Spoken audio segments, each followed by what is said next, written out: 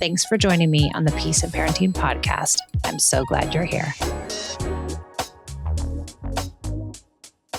Welcome to the Peace and Parenting podcast. I'm Michelle. I'm glad you're here. I wanted to read a review on Apple iTunes from a follower who says, "Hi, Michelle. I wanted to express my gratitude for your amazing podcast. It has changed our family life at home in such a positive way.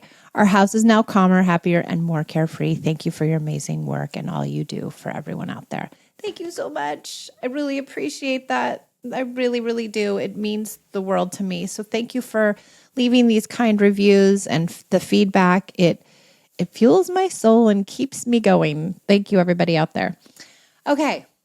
I wanted to talk about this sneaky little idea called lecturing and how lecturing can sometimes be thought of by children as punishment. Meaning, sometimes we feel like we need to reason or lecture our children when they do something wrong. We feel like we need to come in and tell them all the reasons why in which the thing that they did wrong was wrong. So we go into lecture. You can't hit your brother like that. Do you see what it's done to him? It's very unkind. We don't use our hands like that at home. And sometimes it can be a very, calm and gentle lecture, but nonetheless still a lecture. Other times it's stronger, like, "You're supposed to come in at midnight. How dare you come in past midnight? We were worried sick about you." And we get very angry and lectury. But nonetheless, the lecture can be thought of by the child as getting in trouble, right? So they have done something wrong or something that we don't like. And instead of a punishment or a consequence or somehow, doling out some sort of punitive measure, what we dole out is a lecture. And sometimes that lecture becomes reasoning, like, these are all the reasons why what you did was wrong. Now, why do we suppose that this is considered a punishment?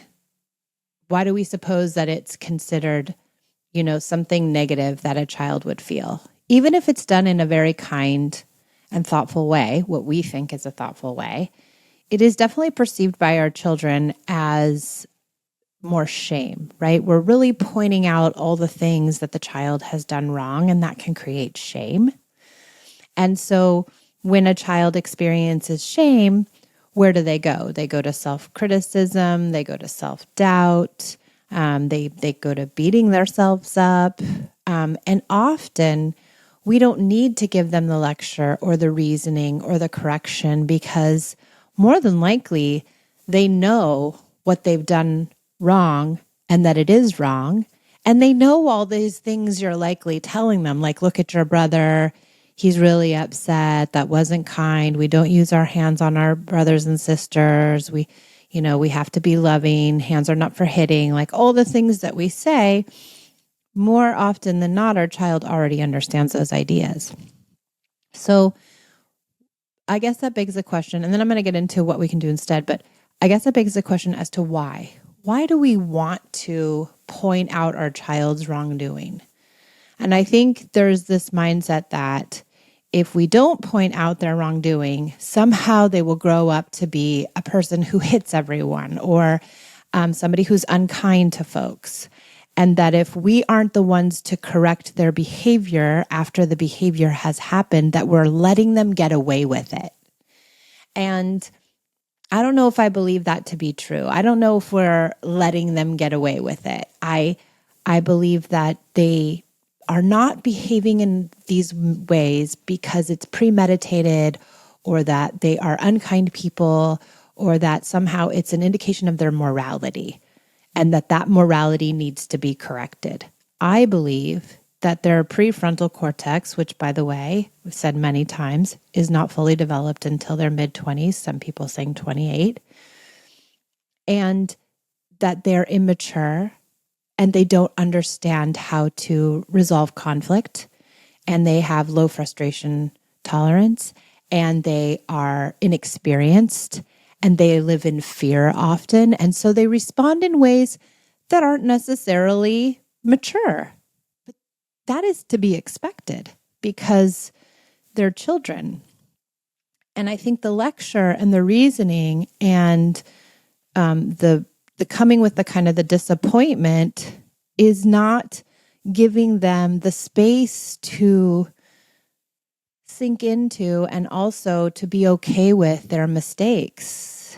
And when we lecture or reason or explain to a child all the things that they've done that are wrong, we make it very hard for them to, see mistakes as a positive thing, which in all reality, they really are not a bad thing. And I think also we don't allow our children to see them just as mistakes, because when we go to the reasoning and the lecturing, we're really saying you're bad.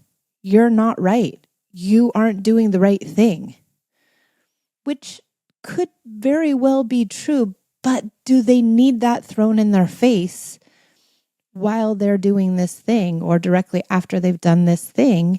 And even if we come with the gentlest, most, kind thought process, depending on the child, a very sensitive child like my strong-willed Esme, who's sensitive and strong-willed, she doesn't take kindly to that. That really hurts her.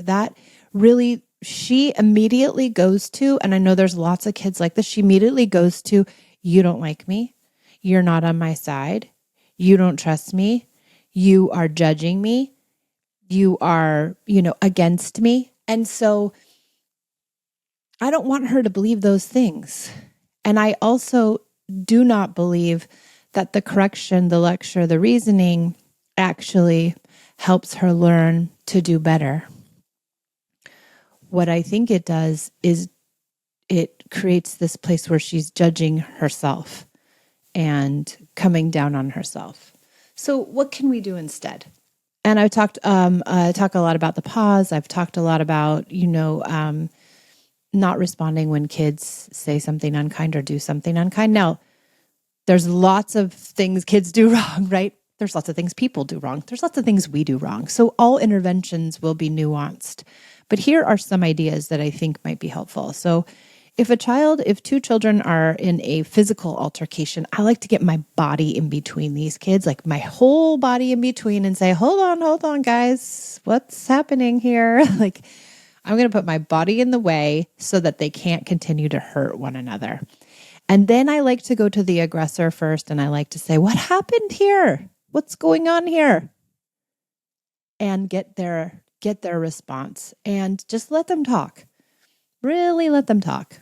And really let them say all the things. They're going to say nasty things. They're going to say bad things about their sibling. They're going to say things that aren't nice and maybe are quote unquote wrong. And there could be lots of places where I could correct and teach and reason and lecture and go on and on, but I don't. I let them be heard.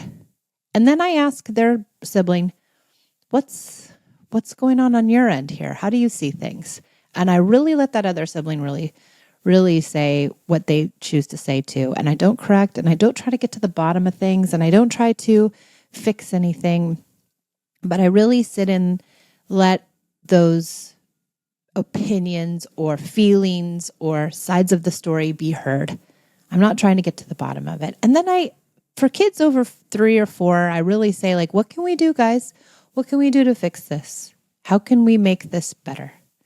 And I try to move them into problem solving. And this protocol takes lots of time. You might have to do this a couple hundred times. You might have to do this very often to get them to start to learn how to, critically think about their upsets and start to learn conflict resolution. How can they figure it out? We don't need to be the judge and jury. So in those moments, I don't talk about who hit who or why they hit. I gloss over that because it is not important. And in a sibling relationship, I'm sure a sibling A has hit. I'm sure a sibling B has hit. I'm sure sibling A has been wrong. I'm sure sibling B has been wrong. And they didn't mean it. They didn't. They're children. They are not violent. They might be aggressive. They might be, responding out of fear, but they're not violent people. And so the more you correct it and the more you point it out to a child who is the aggressor, kind of the more that aggression begins to happen. And it really is hard on the other child because then they become the target of it when we pit one against the other. So in that kind of situation, that's what I like to do. Now, in a situation where a child was being unkind to me, saying something like, "You're so dumb," or "I hate you," or, all the things that kids say when they're off track, I really try to lean into holding space for that, not responding to it, especially in that moment. That is not the moment to respond to that. Now, if it happens often, there could be conversations days later, could be, if we think it's absolutely necessary. But I still say, and I stick to this idea that they know it's wrong when they say, "I hate you." They know it's wrong when they say, "You're so dumb." They know it's wrong when they roll their eyes. They know it's wrong when they stomp off. They know it's wrong when they slam the door. They know all of that is not right. Just like us. You yell at your kid, you know it's wrong. Do you need someone telling you, oh, Cindy, you yelled at your kid. You know you shouldn't do that. Look how it makes him feel. Oh, yeah, look, he's really upset about that. How would you like it if someone treated you like that? Now, is that the way you want someone to come to you after you've yelled at your kids? I don't. I would be pissed because I'm in a fight, flight, or freeze kind of situation and I'm on the freight train and I'm going. And if you said that to me, I'd be so pissed. I don't need somebody to tell me that I yelled at my kids and it was wrong. I need someone to say, "I understand. I know we all get there. I'm right here." And that's precisely what our kids need when they do the wrong thing, when they yell at us or when they say something unkind. They need us to hold space. So thinking about what is it that you would want in a moment where you yelled at your kids or you said something wrong to your kids, what would you want someone to say to you? Would you really want them to give you a lecture or tell them how disappointed they are in you or tell you all the reasons why what you did was wrong, the ramifications of it, the science behind it, what it does to a child's nervous system? Do you need to hear that stuff right now? Sure, you might need to hear that stuff outside of those moments, and it might be helpful to lean into that stuff if you're seeking it out. But do you want whoever's close to you, who's closest to you, saying that stuff to you right after you've done something wrong? I really kind of doubt it. And I don't think that it helps you. And more importantly, I don't think it tells you that what you did was wrong. I don't think it corrects you, rather. I don't think it helps you do better next time. I think it puts you on the defensive and makes you make more mistakes because now you're offline completely. And now you go to guilt and shame, just like your kids go to guilt and shame. Guilt and shame is already built into us. It happens naturally. You yell at your kids, you immediately feel guilty. I know you do because I've been there. And so we don't need any more than that. That's all we need for our correction, especially if we come from families that punished mistakes. We go to major guilt and shame and embarrassment and self-hatred and all the things. We don't want our kids to do that. So when my kids are saying something sassy, I let it sit there. I don't say anything. I don't leave. I don't get mad. I don't get wounded. I hold space for it. I really hold space for it. And it's not easy, let me tell you, because what's running through my head is, if I did that in my house, my dad would have literally put his hand through the drywall, which he had done in my childhood. He would lose it. How dare my children speak to me like that? I would never have been allowed to speak like that. I would have been throttled one way or another. So it's hard to maintain perspective when we're coming to parenting in such a different way than we were parented. But so when my child says something unkind or mean, I hold space. When they say something unkind or mean to a friend and they recount it to me, I also hold space. When they tell me that they did something wrong, they've done something sneaky with a friend or they've done something I know they shouldn't, I hold space for that too. Now, if it's something where I know they're not off track, sometimes I like to ask some probing questions. Oh, well, what happened? Well, what happened then? Well, what did you guys do? Oh, interesting. Were you scared? What do you think about that? And maybe I can get them to start thinking about things if they're online. and if they're recounting an old story, or if there's a space for it. So all this is very nuanced.